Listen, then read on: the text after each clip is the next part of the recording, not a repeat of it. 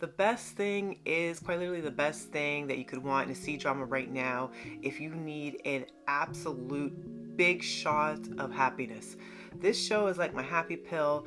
I've watched it quite a bit back, but I didn't bother to do a podcast episode about it, and now I feel like, you know what? I'm gonna hype the show up a little bit more. There's just so much that surprised me about it, and I just want to talk about it more.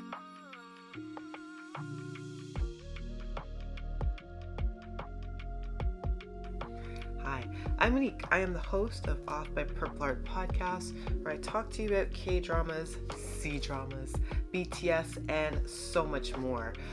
I really like Zhang Li.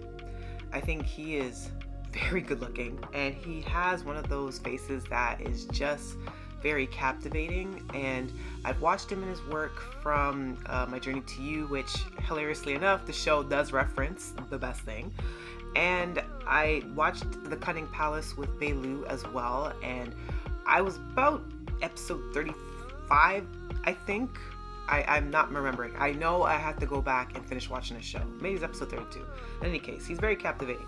And it's just so interesting to see him in a modern C-drama. And I think that was the appeal of it when I first got into it, but I didn't realize just how much I would walk away enjoying this, especially after watching an emotionally heavy show like The First Frost, which was another big C-drama watch that I watched a little bit earlier. The best thing, as far as a really brief synopsis, we have our female lead who is Shifan, and she is a hotel manager, and the problems that she's encountering is that she's getting a lot of migraines and she's having a lot of difficulty sleeping at night. There's a lot of stress that is incorporated in her job, but what really is stressing her the hell out is her ancient boyfriend, who is just basically a jerk, and he leaves for several long months periods of time, and he's just very standoffish. He's just not a great guy, and the show hints at that and shows that very early on.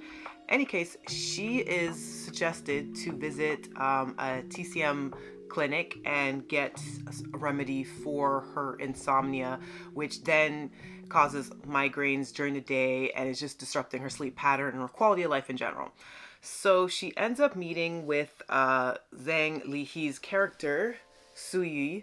Suyi is a physician, and he practices traditional Chinese medicine. So he is one of the most hotshot doctors in this TCM clinic and very popular. All the uncles and the aunties are trying to set up their children and their children's children, everybody, with this guy because he is beautiful and he's very mysterious and low-key.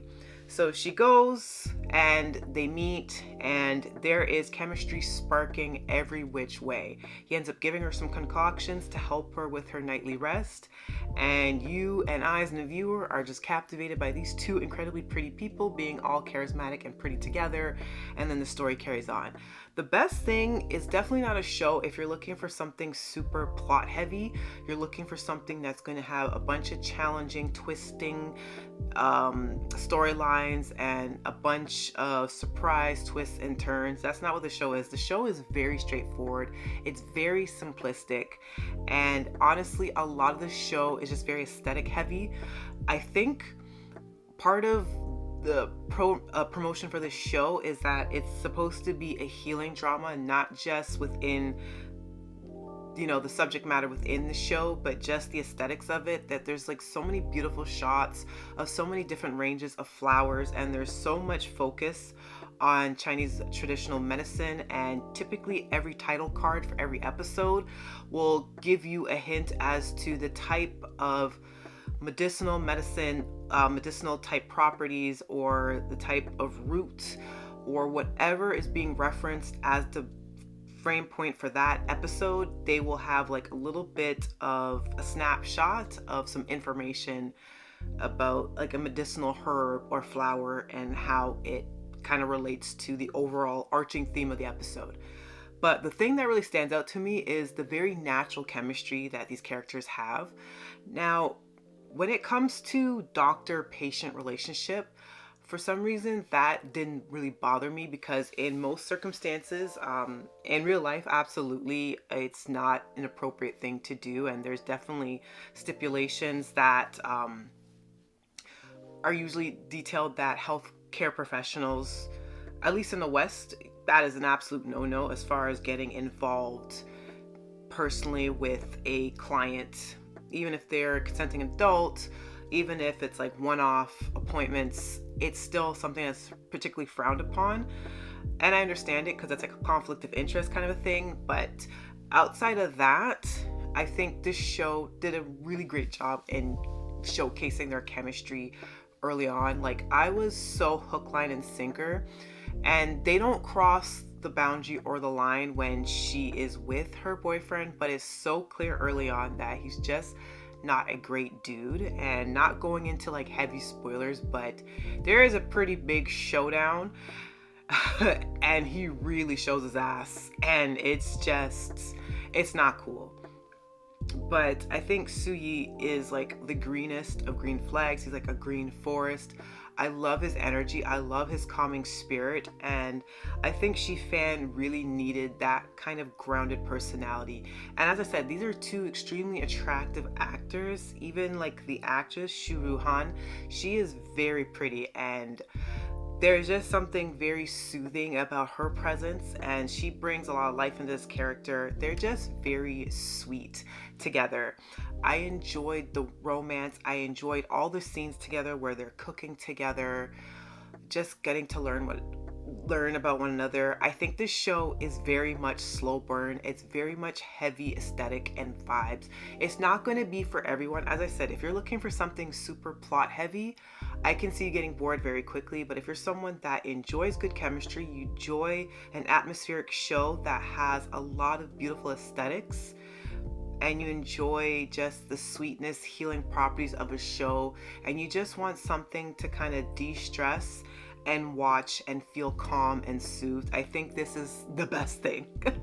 No pun intended. I just enjoyed the hell out of this show. I think it just healed everything that I needed.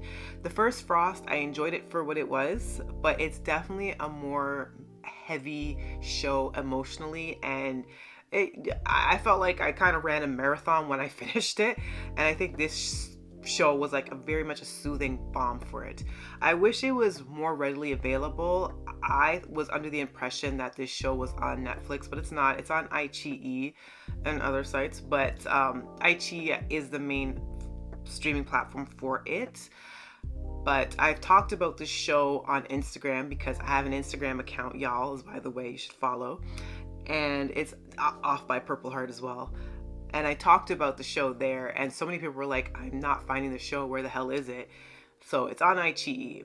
I think it's genuinely worth the watch. If you like Chinese modern dramas, like, say, for example, Love Me, Love My Voice, which was purely aesthetics and prettiness and vibes, has a green flag male and female lead, and it's very slow moving, and it's just about building on top of building a beautiful relationship and chemistry. This is along that line. So if you need something to distress from, and on the K-drama side of things, When Life Gives You Tangerines, which is an extremely popular show right now, that's extraordinarily emotionally gut-wrenching and heavy in addition. So I think shows like The Best Thing are great as an in-between to kind of give yourself a break.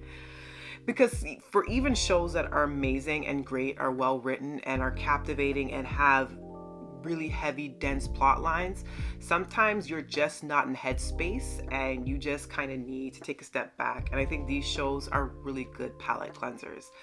So I hope this was a more of a shorter podcast, but I wanted to shout out The Best Thing because it was really a good aesthetic heavy show that just had really great chemistry and great vibes. And I just loved all the flowers, the greenery. Oh, the show's so pretty, the chemistry so cute. You felt like blushing, you felt like kicking your feet up in the air, you felt like squealing. It's just such a good feeling show. Let me know your thoughts.